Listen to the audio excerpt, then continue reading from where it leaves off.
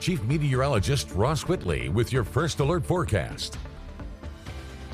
Starting out looking at the beach, a yellow flag still flying in Bay County. You can see the chop is up with the wind out of the west at 16 miles an hour. That's ahead of the frontal boundary. Said we would get up to about 2 to 3 feet. Looks like where we are at the current moment. So wouldn't be surprised by a late evening change to red, or if we started off the day tomorrow at red. We're going to see the wind switch to out of the north and west, so that will settle the surf down. Can see the surf building as we went throughout the day. The only location flying a red flag today is Gulf County. Everyone else with yellow. That makes the most sense. And the onshore flow there coming into Gulf County. You can see a couple of storms out there, and we are still waiting on an outflow boundary, mostly been driven by the sea breeze there and that boundary. But frontal boundary starting to slide off to the south and not a whole lot of convection with it. So looks like we're going to see things go through relatively caution-free. Doesn't look like we're going to see much in the way of shower or thunderstorm activity. As we go through the day tomorrow, wave heights starting off at 2 to 3 feet with the wind out of the north. We should see things settle down to about 1 to 2 feet in the afternoon. And temperatures still climbing into the mid-80s, but with low dew points, it's going to feel excellent out there. And on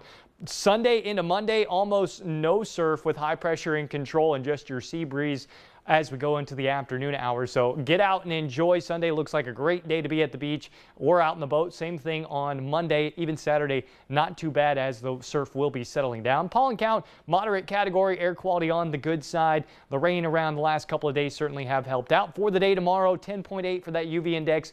Takes about 15 minutes to burn without the sunscreen. No real worries as we go through the day tomorrow for any kind of showers and storms. So we still have the cold front to clear on out. We could see the possibility of rain, especially for the Forgotten Coastline till about 2 a.m. We'll talk more about that in just a second. Here's the cold front still lagging behind. It's actually closer to Evergreen than it is to Funiac Springs at the moment. But the convection for the most part really fading away from it. So we'll just see scattered showers and thunderstorms working along that boundary as we go through the rest of this evening. Our Futurecast has a little more convection along that, but you can see how this times out. As we get to about 7 o'clock, there's the actual cold front entering the panhandle, and then going a little further off to the south as we go into the late overnight hours. We may even see a little disturbance working along that, help to spark some showers for our coastal areas into the early morning. But by the time we get to about 9-10 a.m., we should be clearing any kind of cloud cover out, even along the Forgotten Coastline, on our way to the mid-80s for your Saturday. Low dew points is going to allow us to cool off to the low 60s for tomorrow night.